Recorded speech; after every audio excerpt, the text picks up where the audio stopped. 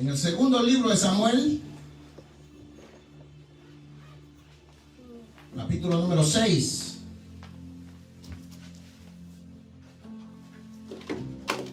Gloria a Dios. Segundo libro de Samuel, capítulo número 6. Los que tengan Biblia, compartan con los que no tienen, para que todos podamos participar de la palabra del Señor.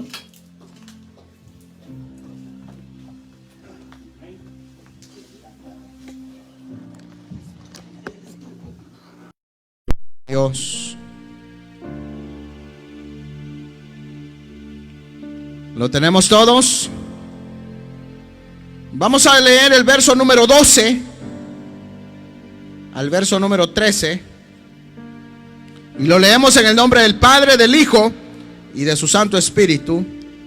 Fue dado aviso al rey David, diciendo: Jehová ha bendecido la casa de Obed-Edom y todo lo que tiene, a causa del arca de Dios. Entonces David fue y llevó con alegría el arca de Dios de casa de Obed-Edom a la ciudad de David. Y cuando los que llevaban el arca de Dios habían andado 6 pasos, él sacrificó un buey y un carnero engordado. Capítulo número 7, verso número 1. Dice así: aconteció que cuando ya el rey habitaba en su casa, después que Jehová le había dado reposo de todos sus enemigos en derredor, dijo el rey al profeta Natán: mira ahora, yo habito en casa de cedro, y el arca de Dios está entre cortinas. Y Natán dijo al rey: anda y haz todo lo que está en tu corazón, porque Jehová está contigo. Porque Jehová está contigo. Oremos al Señor. Digamos: Padre y buen Dios que estás en los cielos, te damos gracias, maravilloso Dios, por la oportunidad que nos concedes una vez más de poder estar delante de tu maravillosa presencia, Señor, y poder alabarte, poder bendecirte y poder glorificar tu maravilloso nombre, Rey de Reyes. En esta preciosa tarde, Señor, te pedimos que seas tú, Señor, tomando el control de nuestras vidas, tomando el control de nuestras mentes, de nuestros corazones, de nuestro ser, Padre de la gloria, y que seas tú, Señor, hablando a nuestras vidas, Señor, conforme a tu voluntad, maravilloso Dios. Usa mi vida, Señor, como un instrumento útil, Padre de la gloria, para poder predicar tu maravillosa palabra, Rey de Reyes. Te lo hemos pedido, Señor, en el nombre de Jesús, a quienes da la gloria. Amén y amén. Tengan la bondad de sentarse, hermanitos, y vamos a meditar en estos versículos que hemos leído. Y quisiera pedirles que me prestaran de su mayor atención posible. Se me olvidó decirles al principio, pero si tiene su celular, bájele volumen, o mejor sería apagarlo totalmente. Desde que entramos en este lugar, lo mejor es apagarlo de una vez, para que nada nos interrumpa y que podamos glorificar a Dios, exaltar a Dios con libertad, y que podamos, hermanos, recibir el consejo de su palabra. Amén. Ese era solo un comercial antes de iniciar. Amén. Quisiera hablar en esta preciosa tarde sobre la necesidad de la presencia de Dios en nuestras vidas. Porque si está en nuestras vidas, va a estar en nuestras casas, va a estar en nuestra familia, va a estar en donde quiera que andemos. Pero necesitamos esa presencia de Dios. Hoy hemos leído estos versículos aquí en el segundo libro de Samuel, el capítulo número 6 y el capítulo número 7. Y nos habla con respecto a lo que es el arca de Dios, el arca del pacto. Si ustedes han sido lectores de la Biblia, sabrán que el arca de Dios fue dada al pueblo de Israel en una forma de simbolismo de la presencia de Dios. Porque ahí donde estaba el arca era donde estaba la presencia de Dios.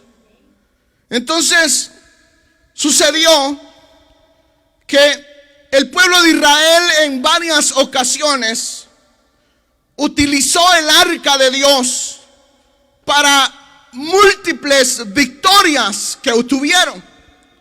Si ustedes son lectores de la Biblia, como les digo, ustedes sabrán que cuando el pueblo de Israel requería realmente de una victoria, y cuando el arca de Jehová hacía presencia en el lugar, se sabía que iba a haber victoria de parte del Señor. Entonces, ¿por qué? Porque, hermanos, donde está la presencia del Señor, todo se doblega. Y el Señor, hermanos, derramaba su poder, derramaba su autoridad, y no había quien pudiese pelear contra el pueblo de Israel, porque la presencia de Dios estaba con el pueblo de Israel.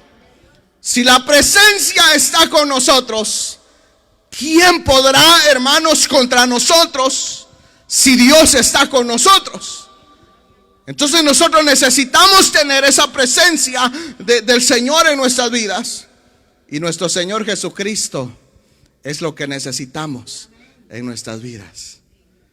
En este caso ya no sería que tengamos el arca en este lugar, sino que tengamos a Cristo Jesús en nuestros corazones. Pero sucedió en una ocasión, el pueblo de Israel estaba en batalla contra los filisteos. Y cuando vieron ellos que ya no podían pelear contra este pueblo, se les ocurrió a ellos y dijeron: ¿saben qué? Tenemos el arca de Dios, traigámosla para que podamos ganar la batalla. Y la trajeron confiando en que trayendo el arca de Jehová a ese lugar, como muchas veces había sucedido, nuevamente iban a salir victoriosos. Pero sucede que cuando llevaron el arca a ese lugar, no solo terminaron perdiendo la batalla, sino que también salieron derrotados y salieron perdiendo el arca de Dios. Quiere decir que la presencia de Dios ya no estaba más con el pueblo de Israel, porque el arca del pacto de Jehová había sido saqueada. ¿Pero por qué razón? ¿Saben por qué razón? Porque había pecado en medio del pueblo de Israel. Quiere decir que mientras se siga consintiendo el pecado en nuestras vidas, jamás, oigan bien, jamás veremos nosotros la bendición de Dios en nuestras vidas. El pueblo de Israel creyó que iba a poder ver esa victoria de parte del Señor, pero nunca se puso a pensar que sus vidas no estaban rectas delante del Señor. Y eso no hacía posible que el Señor se glorificara en sus vidas. Entonces sucede que los filisteos agarraron el arca y se la llevaron a sus lugares, a donde ellos reposaban, y dice que la pusieron en el santuario donde ellos tenían a sus dioses. Pero ahí fue donde empezó la desgracia para el pueblo filisteo. Porque el Señor empezó a destruir todo, hermanos, todo lo que tenían ahí. Los altares estaban destruidos, las imágenes que estaban ahí, dice que terminaban de rodillas delante del arca. Como le digo, el Señor doblega todo. Entonces aquellos lo que dijeron: ¿saben qué? Aquí esto no está funcionando, nos está haciendo quedar mal. La sacaron y la llevaron a otro lugar.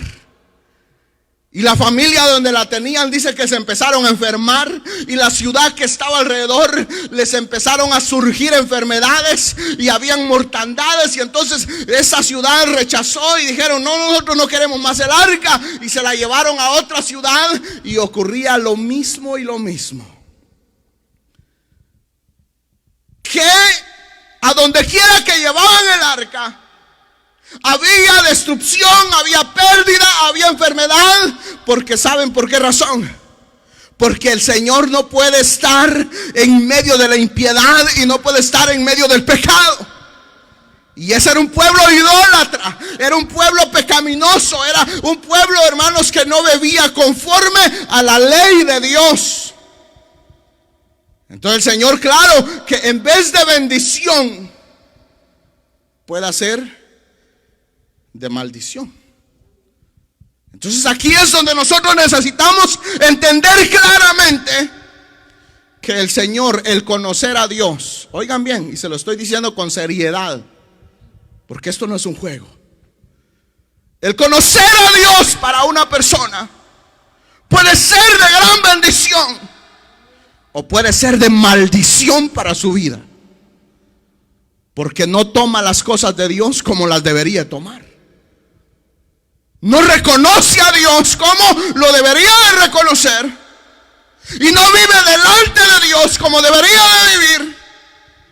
Entonces, con que nosotros vengamos acá y cantemos y oremos un ratito, todo eso no hace la diferencia. Porque su palabra dice que el Señor busca adoradores en espíritu y en verdad.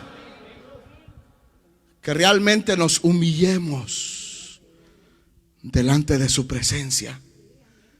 Y que en nosotros no hay orgullo, no haya petulancia, sino que haya un verdadero reconocimiento que estamos ante un Dios glorioso, estamos ante un Dios poderoso que tiene el control sobre todas las cosas y que nosotros somos nada delante de su presencia.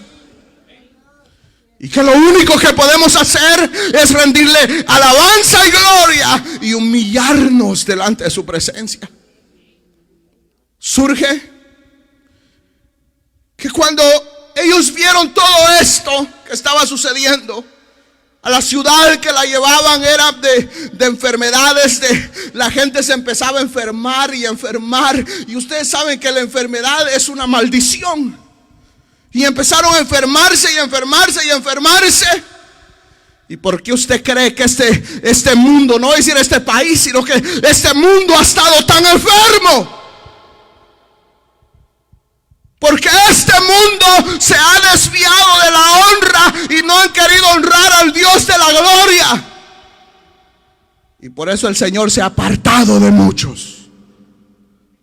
Pero si dice su palabra, que si este pueblo se humillare y reconociere, el Señor tendrá misericordia. Pero en este caso sería nosotros humillarnos y reconocer a Dios y darle el primer lugar a Dios en nuestros corazones. Entonces yo quisiera que fuésemos al primer libro de Samuel, capítulo número 7. Acompáñenme al primer libro de Samuel, capítulo número 7.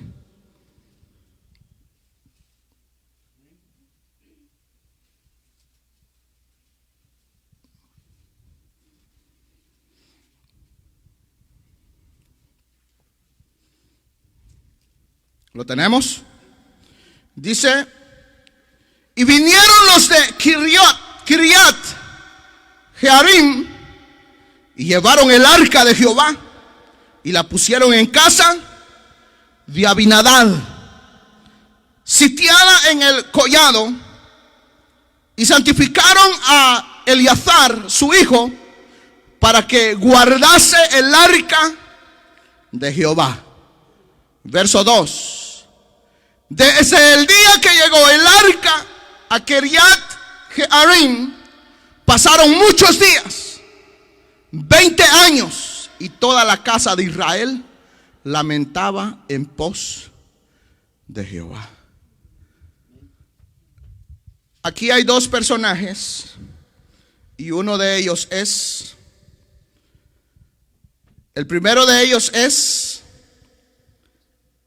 Abinadab, amén, y el segundo es Obed-Edom. Lo más curioso que nosotros tenemos que ver acá es que en casa, cuando los filisteos decidieron retornar el arca. Entonces fue llevada a esta casa de Abinadab. Pero oigan la diferencia, que con Abinadab la casa, el arca del pacto estuvo en la casa de Abinadab, estuvo 20 años. Y en la casa de Obed-Edom estuvo 3 meses. Pero en la casa de Abinadab en 20 años no sucedió absolutamente nada.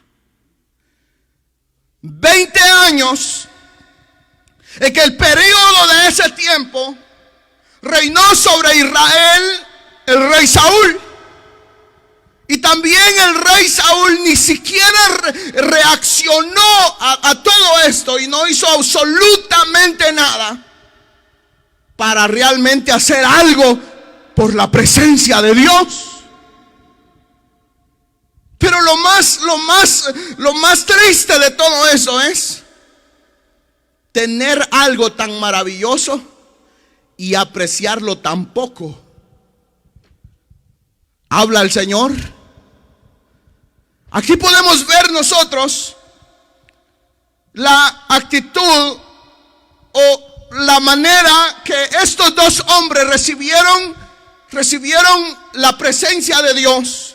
Y con eso también debería de repercutir a nuestras vidas, en que de la manera que nosotros recibamos a Dios y de la manera que nosotros, hermanos, vivamos con la presencia del Señor, de esa manera se va a manifestar en nuestras vidas.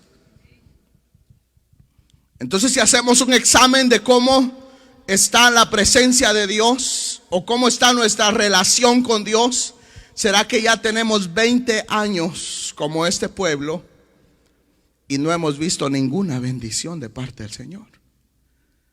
Seguimos con los mismos problemas, seguimos con la misma vida, seguimos con la misma situación, seguimos en la misma condición. Dice el versículo número 2, dice: desde el día que llegó el arca a Kiriat Jearim, pasaron muchos días, 20 años, y toda la casa de Israel lamentaba en pos de Jehová. Este pueblo, teniendo la promesa de la presencia del Señor con ellos, pero ya tenía 20 años lamentando la presencia del Señor en su vida. Eclesiastés dice algo poderoso: por cuanto no se ejecuta sentencia sobre la mala obra. Dice que los caminos del ser humano irán volviéndose más malvados cada día más. Entonces hay que entender que a lo que estuviera haciendo un bloqueo para que nosotros veamos la gloria de Dios es ejecutar sentencia. ¿Y qué es ejecutar la sentencia? Es, hermanos, terminar y sacar todo del medio lo que impide ver la gloria del Señor. Pero como nosotros buscamos culpables, no es que el culpable que yo no vea la gloria del Señor es el pastor. No, el culpable son los hermanos. Tal vez los que estamos al frente de la obra diríamos: los culpables puede ser la iglesia, porque no buscan. Pero tal vez necesitamos vernos dentro de nuestro interior, si realmente nosotros somos los causantes, o yo mismo. No sería el buscar quién es el culpable, sino calificarnos nosotros y ver cómo es nuestra vida delante del Señor. Y puede ser que el problema no sea su jefe. El problema puede ser que no sea su vecino o su vecina. Puede ser que el problema no sea el gobierno. Puede ser que no sea el esposo. Puede ser que no sea la esposa. No, es que el problema es mi esposa. No, es que el problema es mi esposo. Es que no, los problemas son estos hijos. Pero qué difícil es decir: el problema soy yo. Les cuesta decir eso, ¿verdad? Sí, es que no nos gusta. Aceptar eso, yo soy el problema. Yo conozco un hermano que él bien pudo haber ocultado su pecado. Bien lo hubiera podido ocultar y hubiera podido haber dicho: yo no soy, nadie me vio, nadie se dio cuenta. Tenía la forma de decir, pero él mismo fue ante las autoridades de la iglesia y no esperó que nadie lo acusara.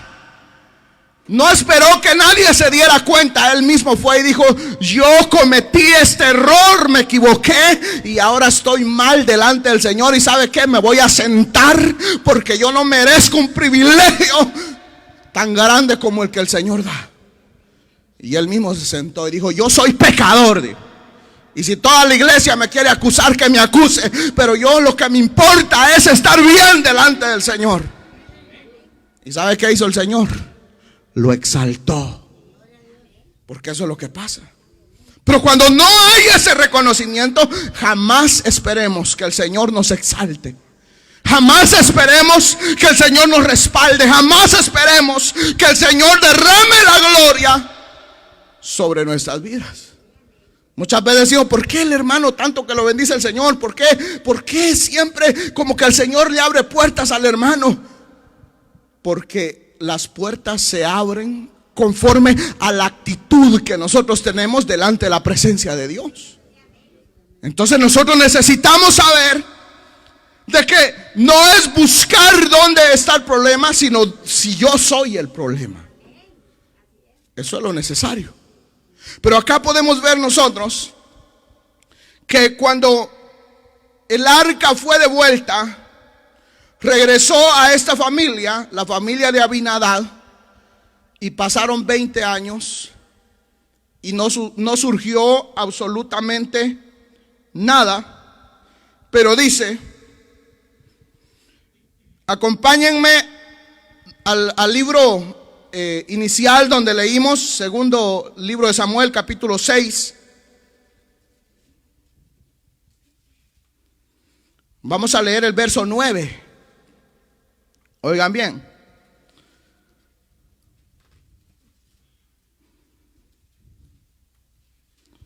Dice: y temiendo David a Jehová aquel día, dijo: ¿cómo ha de venir a mí el arca de Jehová? De modo, ¿lo tienen? De modo que David no quiso traer para sí el arca de Jehová a la ciudad de David. Y lo hizo así. Y lo hizo llevar a David a casa de Obed-edom geteo. Y estuvo el arca de Jehová en casa de Obed-edom geteo 3 meses.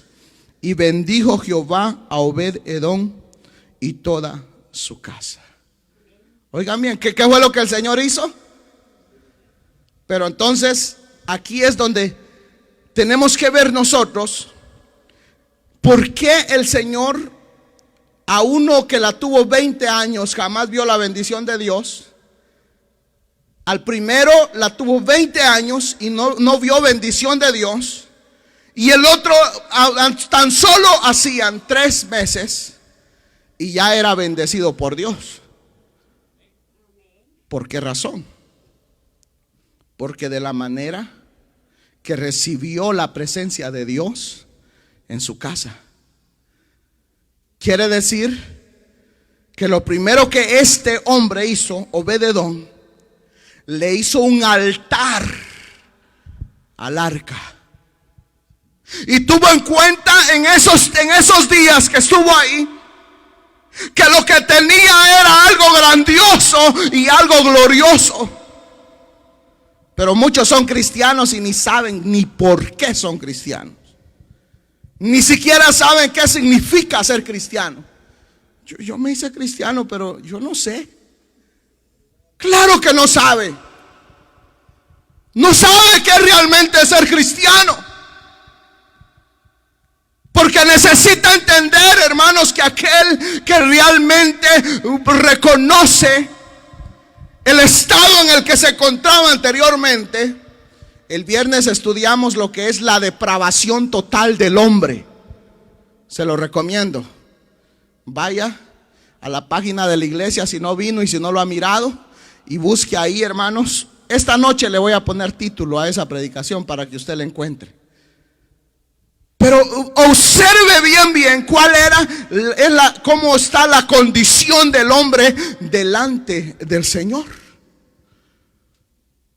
Ahí nos enseña bíblicamente de que el hombre, nosotros o el ser humano está tan alejado de Dios, que hoy nosotros estemos reunidos en este lugar hermanos, es gracias a la misericordia, gracias al amor, gracias a la bondad, gracias a que Él derramó su gracia sobre nosotros y trajo ese cambio a nuestras vidas. Pero necesitamos valorar lo que somos. No solo decir yo soy cristiano y solo vengo a la iglesia, y como ya oré en la iglesia, ya canté en la iglesia, ya glorifiqué en la iglesia, ya estuvo. Y toda la semana la pasa en los parques, la pasa viendo televisión, la pasa vagando en la calle, ya no oró, ya no leyó la Biblia. ¿Cuántos leyeron la Biblia esta semana? ¿Cuántos leyeron la Biblia ayer? ¿Cuántos leyeron la Biblia hoy? ¿Leyeron el proverbio de hoy? Pero el asunto está de realmente no hacerlo porque voy a leer porque el pastor me va a preguntar y yo quiero decir que sí, y si digo que sí no lo he leído, es mentiroso, y la Biblia dice que los mentirosos no heredarán el reino de los cielos.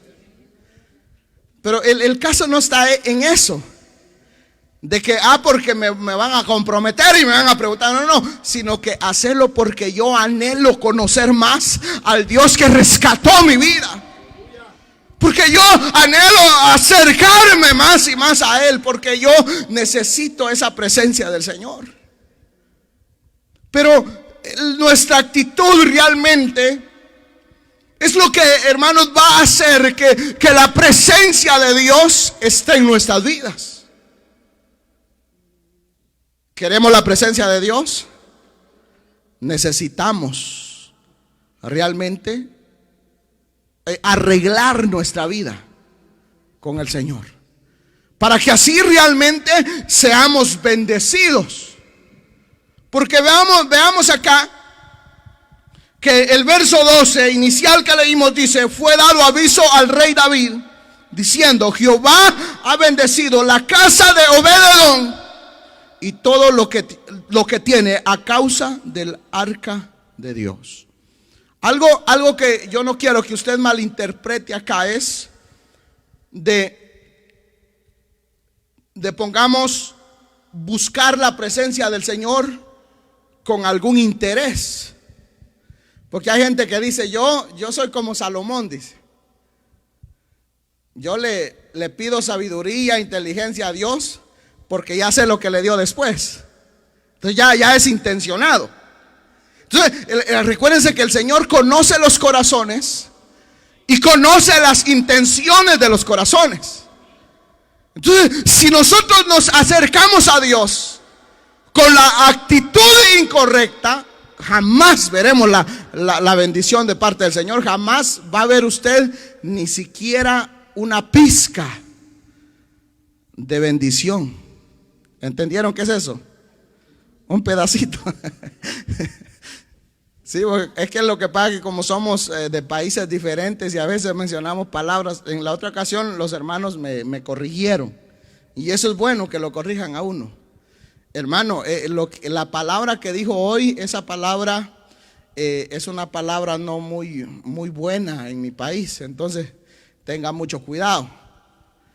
Entonces traté la manera de sacarla, de descartarla totalmente, para no ofenderlos a ustedes. Pero realmente lo que acá tenemos que ver nosotros es que dice acá claramente que el Señor prosperó absolutamente todo. Y esto no es un mensaje de prosperidad, porque recuerden que nosotros estamos en contra de eso, de predicar contra la de predicar a favor de la prosperidad. Entonces yo aquí ya te tendría un mensajazo para poder bolsearlos a todos y hasta quedarnos con el reloj nuevo que anda, con las joyas que andan escondidas ahí en el cuello y con absolutamente todo. Pero esa no es la intención, sino que el deseo mío como siervo de Dios es que su enriquecimiento sea en una vida espiritual, hermanos, que usted goce de una relación con Dios, y que en lo espiritual usted sea bendecido y bendecida y sea prosperado. Eso es el anhelo, que crezcamos espiritualmente.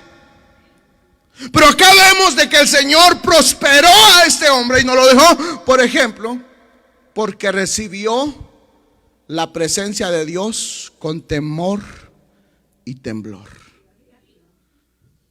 Recibió la presencia del Señor con respeto, humillado. ¿Ustedes tienen respeto? ¿Ustedes se humillan? ¿Cómo han recibido la presencia del Señor hasta esta fecha? ¿Sacrifican todo? ¿Dan el todo por la causa de mi Dios? Ya hemos puesto al Señor en primer lugar. ¿Cree que si hay una reunión de amigos, qué me importa a mí la reunión de amigos? Yo voy a ir a alabar a mi Dios. No, que ahí nos quedamos. Porque no hemos entendido a cabalidad que las cosas no son de la manera de que nosotros tal vez pensamos. La palabra del Señor dice que los pensamientos del Señor no son como los pensamientos de nosotros. Quiere decir que el Señor se dirige por otros medios y de diferentes maneras, que únicamente lo vamos a entender en una vida espiritual y en una vida con relación con el Señor. Entonces acá vemos nosotros,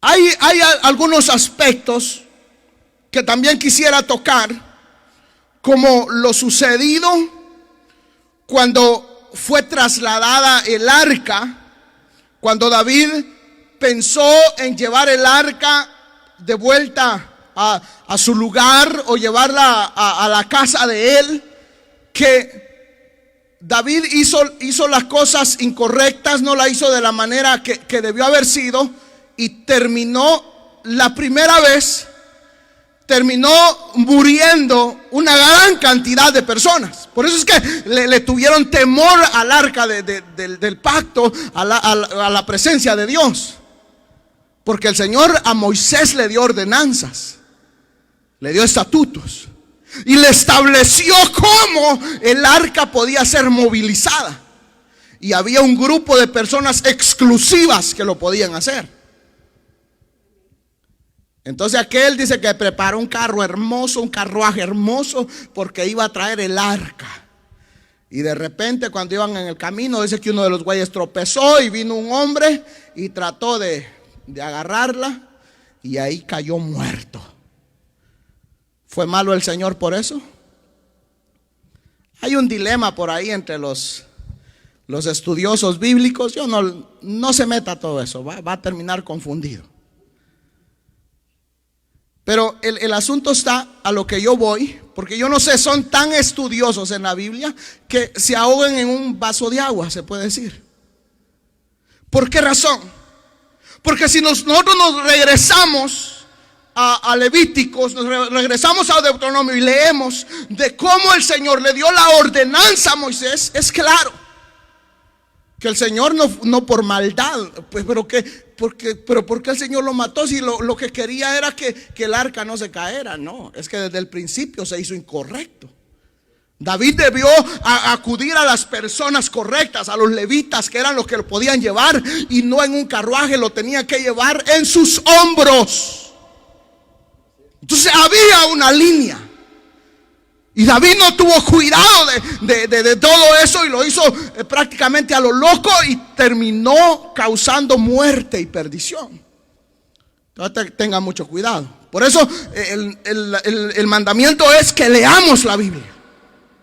Porque como les digo, pensando en ser bendecidos, podemos estarnos echando una gran maldición encima. Porque dice, yo me voy a llevar la presencia de Dios a mi casa. Y en su casa hay pleitos, viven como perros y gatos, consienten el pecado adentro de la casa. Dejan que las hijas lleven a los novios a la casa y se queden ahí todo el fin de semana, o que los hijos también, y hagan todo tipo de locura. Y no, pero la presencia va a estar aquí. ¿Qué va a estar presencia de Dios ahí? Su palabra dice que Dios no puede ser burlado. Tenemos que entender eso. Dios es un Dios de orden. Y no podemos confundir eso. Entonces saber bien que lo que hacemos es de suma responsabilidad. Hay una gran necesidad de la presencia de Dios en nuestras vidas, pero también hay una gran responsabilidad de que la presencia de Dios esté con nosotros. Porque tenemos que saber que el ojo de Dios no se aparta y nos conoce. Entonces no cabe eso de que yo voy a ser cristiano a mi manera. De todas maneras yo puedo hacer mis cositas por acá, y luego de allá yo voy con mi corbatita bien bonita, mi saquito y mi ropita bien lindo, y aparentemente soy un gran cristiano. Con mi vestidito largo, lo estoy diciendo agachado para que no vean, con mi mantelina, y fuera de aquí ser un gran impío, lo que no tendría ninguna bendición de parte del Señor, porque no estamos viendo a Dios como se debería de ver. Y si yo les digo esto es porque los amo. Dice que el padre que corrige a su hijo es porque lo ama. Y si el Señor me envió a darles este mensaje es porque los ama. Y para que realmente meditemos que la bendición de Dios va a estar en nuestras vidas cuando nos pongamos a cuentas delante de Él. Quiere decir que en este caso la presencia de Dios está a través de que nosotros reconozcamos que nuestros caminos no son rectos delante del Señor, y humillarnos delante de Cristo Jesús y arrepentirnos y pedirle perdón a Él. Y dice que aquel que reconoce y confiesa sus pecados alcanzará la misericordia del Señor. Así dice. Así dice que el que reconoce sus pecados alcanza la misericordia de Dios. Dice algo más: y se aparta, y se aparta, y se aparta. Entonces es necesario que cuando reconozcamos es apartarnos de la vida que desagrada al Señor. Quiere decir que hay lugares donde no podemos frecuentar. Hay cosas que no podemos ver, hay cosas que no podemos hablar, hay cosas que no podemos oír, y hay muchas cosas las que tenemos que evitar, porque nuestra vida es ya en Cristo Jesús, y yo lo único que quiero es no perder esa relación con Dios. Algunos de ustedes ahorita mismo está pensando, algunos están pensando: ¿a qué me metí? Otros están pensando: gracias a Dios que no me he metido. Y otros están diciendo: qué complicado es entonces seguir a Dios. Pero yo les voy a decir algo ahora, para que quite ese pensamiento, que no es con nuestra fuerza. Usted no va a pelear, usted no va a luchar. Usted solo lo único que tiene que hacer es, dice la Biblia, buscar primeramente el reino de Dios y su justicia, y de todo el resto el Señor se va a hacer cargo. Quiere decir que usted tiene que acercarse delante del Señor humillado, solo con ese deseo de adorarle, de glorificarle y decirle: Señor, quiero serte fiel, Señor, no te quiero fallar. Y el Señor va a ir obrando sobrenaturalmente a través de su Santo Espíritu, para que usted pueda vivir una vida agradable delante de Él. Entonces no tiene que pensar en que a qué se metió, en que a qué se va a meter, o que qué complicado es. No hay ninguna complicación. Es que ya no soy yo, sino que es Cristo, es el Señor glorificándose a través de mi vida. Entonces aquí es donde Obed-Edom, lo único que se preocupó fue hermanos, tener reverencia delante del Señor, de recibir el arca, la presencia del Señor, con temor y temblor, y de reconocer día tras día, desde que se levantaba, que la presencia del Señor estaba ahí. A mediodía la presencia del Señor está ahí. En la tarde la presencia del Señor está en esta casa. En la noche antes de acostarse la presencia de Dios está en esta casa, honrando a Dios. Y el Señor empezó a bendecir. Pero cuando no hay una vida de orden, Abinadab, ¿cuántos años tuvo el arca en su casa? 20 años. ¿Vio alguna bendición de Dios? Todo Israel por 20 años lamentó la presencia de Dios. Nosotros podemos pasar 20 años viniendo a este templo, y gente que se ha ido diciendo: no, es que yo no siento la presencia de Dios ahí. Es que el problema no es este lugar, no es la congregación, no son los hermanos. Y a donde quiera que vayamos va a ser lo mismo. Porque no nos estamos acercando a Dios de la manera que deberíamos de acercarnos, para que realmente la bendición de Dios se haga real en nuestras vidas. Obed-Edom únicamente la tuvo por 3 meses y vio la gloria de Dios. Y vio la bendición de Dios, vio el respaldo de Dios. El Señor empezó a bendecir y bendecir y bendecir. Y hermanos, y todo empezó a cambiar porque había temor de Dios. Hay una hermana que cuenta su testimonio, que el temor era que iba a ser su esposo el momento que ella llegara a los pies de Cristo. Y cuando ella reconoció a Cristo Jesús en su corazón, pero lo reconoció de verdad, ¿saben qué, hermanos? El Señor cambió el corazón del esposo. Cambió el corazón. Y lo único que le dijo: no te preocupes, dale, podés venir a la hora que seas, te podés ir todos los días al culto, no hay ningún problema. Y hermanos, pero porque el Señor vio la manera que hubo ese acercarse delante del Señor. Entonces, pero es que necesitamos entender que la presencia del Señor es tan necesaria en nuestras vidas, pero es delicado. Amén.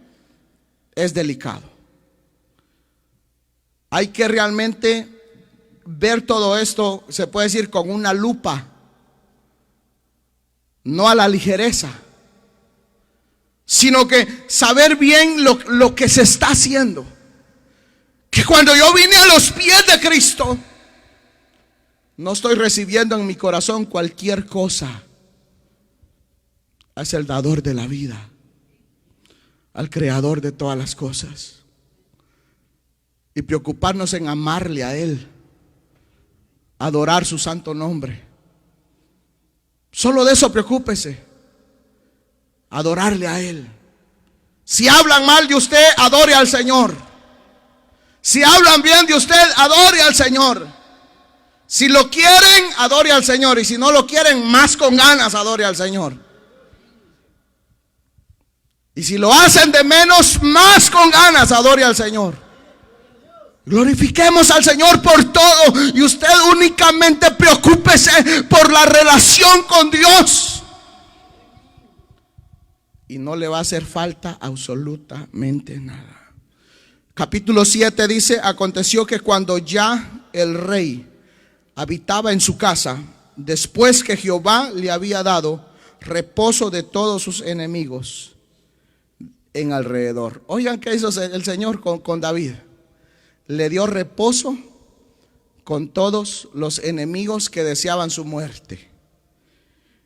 Dijo el rey al profeta Natán: mira ahora, yo habito en casa de cedro y el arca de Dios está entre cortinas.